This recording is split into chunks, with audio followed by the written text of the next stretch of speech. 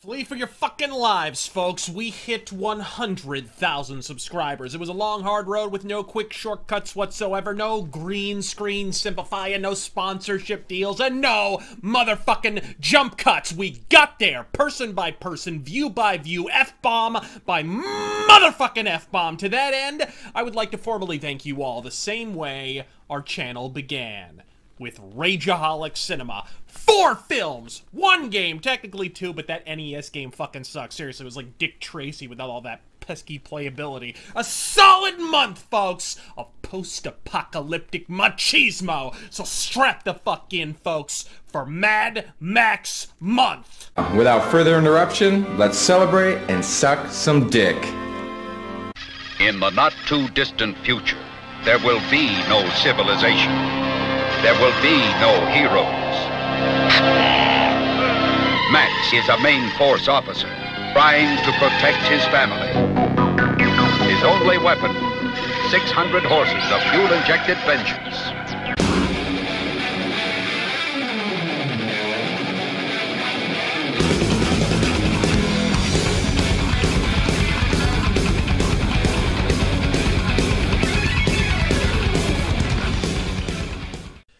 The post-apocalyptic genre, ostensibly a niche more Nilla wafer thin than Callista Flockhart after 5 months on the grapefruit diet. In the 80s, this genre enjoyed a bona fide fucksplosion. And while it's the oft-ignored Damnation Alley that provided the primer, it was Mad Max that tugged on that trigger and put a Cobain splatter paint original on the greenhouse ceiling, spawning more B-grade Italian clones in the process than a Frank Sinatra impersonators convention. But fuck that expository ass cancer, and let's have an FDR floppy leg fireside chat about what really matters. Leather jackets, shotguns, omnipresent automotive carnage featuring my Mauser mistress, the broom handle pistol, and most importantly to everyone but apparently to developers of the goddamn game, motherfucking motorcycles! You know an action flick is worth its weight in weapons-grade plutonium when it opens with titties! And a chunder fucking chase scene, and on a scale from 1 to death race, fuck the fucking scale. This is Mad motherfucking Max. We got high-speed shotgun duels, interceptors, car fucking phone booths, and more T-bones than Jim Sterling's colon on Memorial Day, motherfucker. And what would an archetypal action flick be without a wingman named Goose, who, if Top Gun is any indication, has a lengthy and placid retirement ahead of him. But when the pursuing popos get an asphalt facelift and Gallagher's Oshkosh Bagosh Bedek baby nearly gets breastfed by a car bumper at Mach fucking 3, it's time to phone the fucking back up. Main Force Patrol, we're out of the game. Unable to continue pursuit. You better send a meat truck. Charlie's copped a saucepan in the throat. Feel free to file meat truck under the long list of phrases you prefer not to hear tumble from the mouth of a tri-chin 12-ton twinkosaurus with 20 cattle farms worth of skin-tight pleather painted on his pooper. Enter a leather-laden badass by the name of Max. Hey, Max! Hey, Max! Go ahead. We are 100% snafu. Much damage? You should see the damage. Bronze, metal damage, brain damage, Aeolyston bronze. And fuck that Rockatansky horseshit. Mad Max is, and no matter how bad WB ass fucks the film series, always will be a 4-wheeled western, meaning Max is the man with no last name. Take your world-building and ear-biting over-explainery and get the piping hot fuck out of my franchise. A mirror adjustment and a moment of menacingly brood later, and he's off to the fucking races. And while the Knight Rider communicates through high-pitched Shower Dean shrieks and Steppenwolf lyrics, Mad Max communicates through the business end of a car bumper.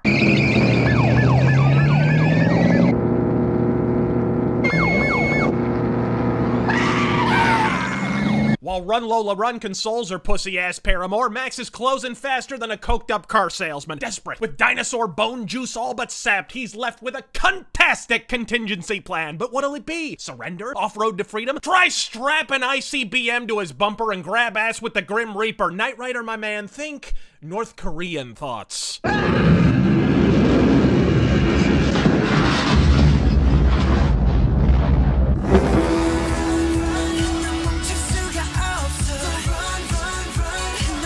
Whoa, not that fucking Korean. Meanwhile, at Max's desperate, post-nuclear Holocaust-ravaged, immaculate 2-story beachfront condominium, Max drowns his sorrows with lethal rat poison, Foster's beer, while his poofy-haired hag demonstrates the true horrors of a thermonuclear hellscape. Extended baritone saxophone solos.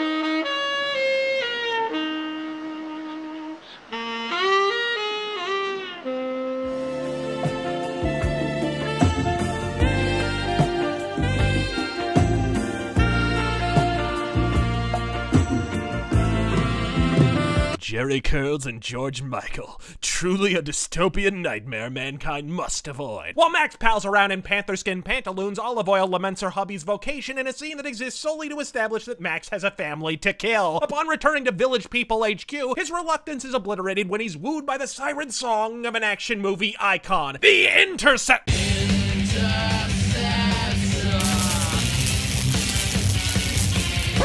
Get the fuck out of here, John Michael Thor. No, Rageaholics, we're rapping about the Interceptor. 8 cylinders of gunmetal, gas-ripping retribution. It's every bit as much an icon as Max itself, and with good goddamn reason, but oh, we'll get to fucking that. Meanwhile, it turns out our good buddy the Knight Rider, before blowing himself straight to that great big Hasselhoff concert in the sky, or was that underneath the earth, had some bellicose butt buddies of his own. That must be your friend over there.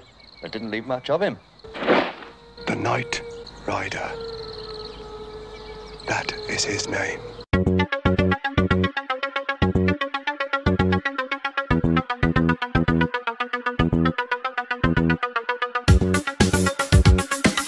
Rider, a shadowy flight into the dangerous world of a man who does not exist.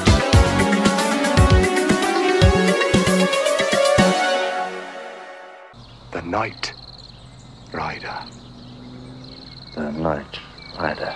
Some reassembly required, floor cheeseburger not included. But while the V-Twin V-Twinks strain their partner through a sieve, the remainder of the Biker Bear Jamboree catch wind of the Cosby signal and commence with the rapifying.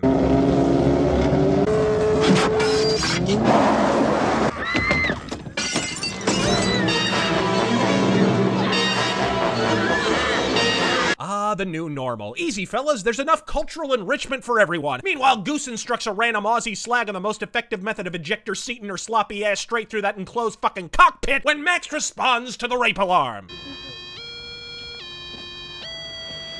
Goose, come on. I get out of jail free card. You'll probably need it if that broad is as young as she looks, Mr. Onision. Of course, when Goose has a gander at the final result, all that's left is wreckage and a willing fuck slave. And some broad chain to a carburetor. My name's Jim Goose, and everything's gonna be all right. You go around sashaying around in your tight clothes. If you get raped by a pack of n***ers, it'll be your fault. But with Leather Gimp McGee freebasing Koala Spunk, it's only a matter of time before he chases that dragon right off a fucking cliff. The Knight Rider! You remember that code 3? Yeah. The Knight Rider! Well, well, well. Whoa, Grease Lightning! Self-incriminating any faster will have to appoint you the head of the DNC. Upon his arrest, the Brotherhood of the Bottomless Chaps loses what is doubtless an invaluable fucking member. For at least a full 5 seconds. No one showed. No. What? What's he mean, no one showed? I don't know, could it have anything at all to do with the world being fucking irradiated? You haven't got a case, no contest. Shut up. Oh, keep on, Charlie! The courts will hear about this, I promise you. The courts will hear. See you later, Goose. It's been a pleasure.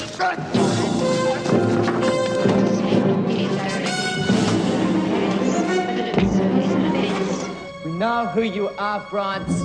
We'll see you on the road, skag! While Goose drinks the depression away, Skeletor belts out the bulimia boogie. It makes me come alive, and that is you and me side by side on the licorice ride. Hey, Seabiscuit, maybe try the fucking sandwich ride next time. What I thought was cleavage turned out to be your fucking aorta. But while Tanglebone single-handedly disproves the every Australian broad is a banging hot blonde myth, one of the homoerotic hirelings of Toe Cutter sabotages Goose's bike just enough so it'll run like a Harley under ideal conditions. Wendy, I can fly! Fortunately, someone was considerate enough to leave a Sealy Posturepedic line in the middle of the Australian outback, so somehow he fucking survives. Don't ride off the goose until you see the box going into the hole. Boxes, holes, I don't know what any of that means, but somewhere Rosie O'Donnell is wetter than the Galapagos. Fortunately for Toe Cutter, his Fagaless flunkies were lying in wait on a hill they had no reason to believe he'd be driving past. Having emerged from a motorcycle wreck, they had no reason to believe he'd survive. Fuck you, action movie plots don't need to make sense. He spins, he spins, he spins again! But enough about Anderson Cooper. Goose takes a hubcap to the heart and flips like a mafia witness. Helpless, hopeless, and half-dead, he lies upended and prostrate with nothing but a seatbelt and a leaky gas tank between the Goose and the Grim Reaper. Well, that in this fucking match. Do it for freedom and weapon, mate. I can't. Throw it. Throw it! Throw it! Stay the pain! Shockingly, even this does not destroy the Goose, as he's actually hospitalized. Ye fucking gad, Rageaholics, what horrors might lurk in a post-apocalyptic burn ward? Dirty needles, rusted meat hooks, tri-tittied five-dick mondo mutants, perfectly pristine and well-maintained facilities. What the fuck was in that nuclear warhead? Pine Sol?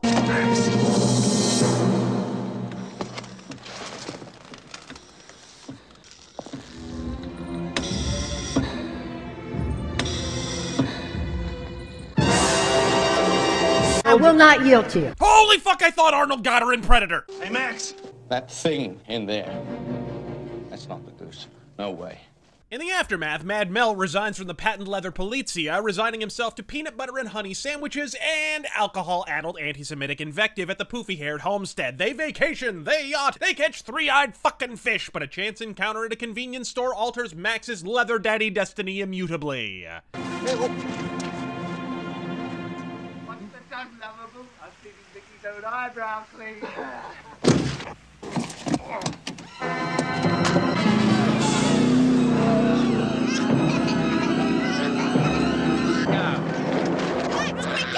What's up? Look, just take my word for it. Get in. Is it the Jews again? And just how many motorcycle gangs are there in Australia that they run afoul of these fuckwits twice in a lifetime? They bug the fuck out to the farmhouse that zoning laws forgot, where the Beverly Hillbillies have been holding down Fort Fucknut, where despite discovering the decaying remains of a dismembered goddamn hand tattooed to their tailpipe, they promptly settle into the safest possible routine, splitting the fuck up for interminable duration. Not to worry, poofy pants, you'll find this is how most of Mel's relationships end.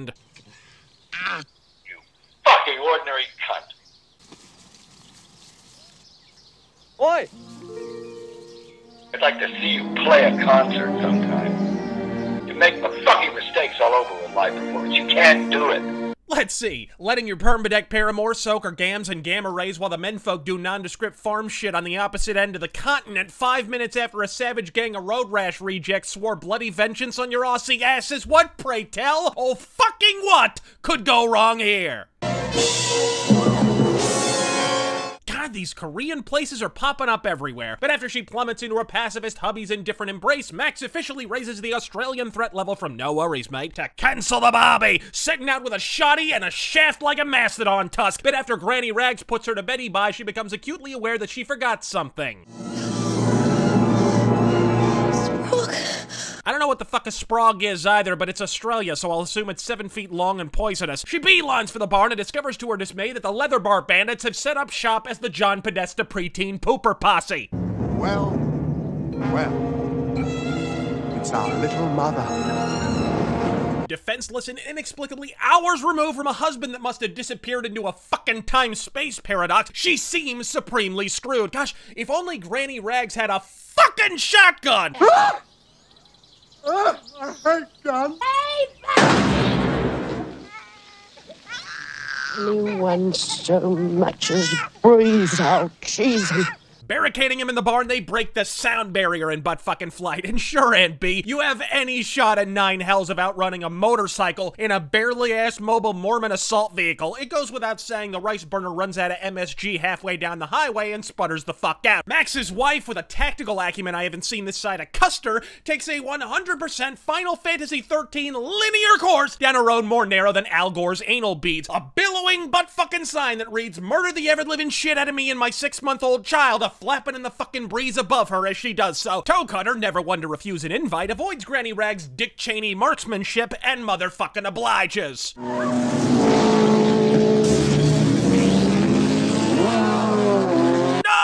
not the sandal! Malnourished Malaysian school children slaved over that fucking thing! So wait, it takes him 20 minutes to emerge from 5 feet of forest, but he bolts barefoot to the site of a high-speed motorcycle murder 15 fucking seconds after it happens? What were you doing in that forest, fucking categories?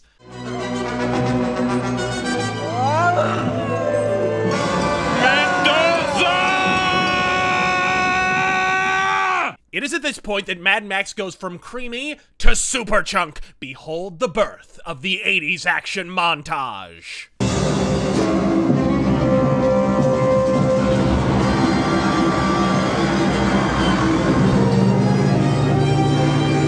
I'll say the names, and you say yes or no. Bears, rabbits.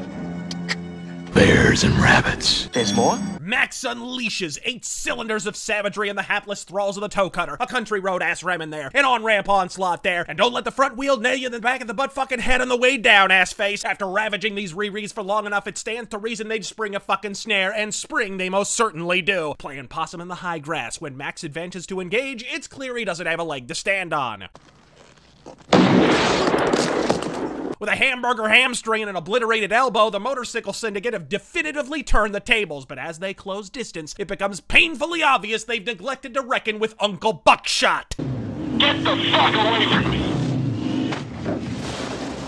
Sitting up Undertaker style and limping toward his quarry, Max is in 5-alarm fuck deficit. He seats his ass, he slams the gas. Within microseconds, he's within a Sarkeesian hair of his arch nemesis. Sensing his imminent demise, Toe Cutter tweaks the fuck out, while Max closes the distance between himself and obviously sped up film stock. Oh, George Miller, speeding up your footage? You're an Australian filmmaker, not an Australian video game reviewer. But all the bullet time in 2000's fucking filmmaking will not spare the Toe Cutter from 18 wheels of diesel-powered destruction. I will never forgive you for what you've done to me!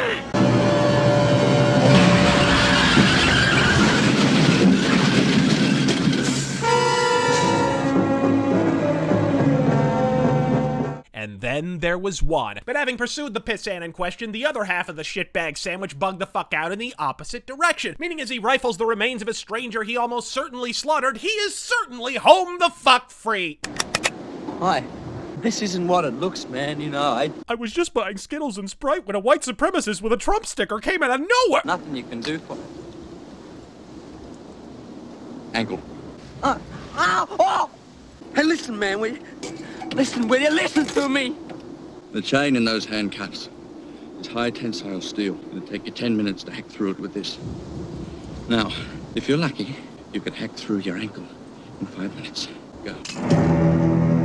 Ultimatum delivered. Shitbag either maimed or soon to be murdered. You know, it's a great flick and all, but I'm just not sure Mad Max has traversed that threshold into immortal classic status just yet.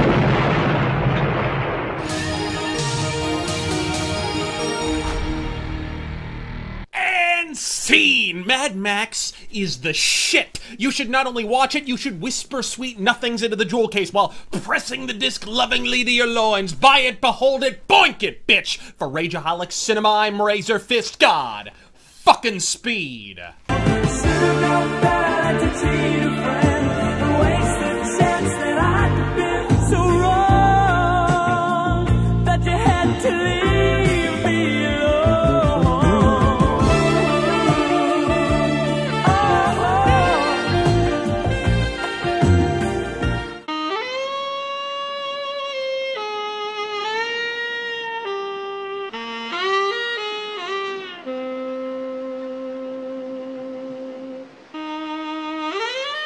Touring is out of the question for you. You'll fuck it up. I haven't seen you not fuck up yet, live.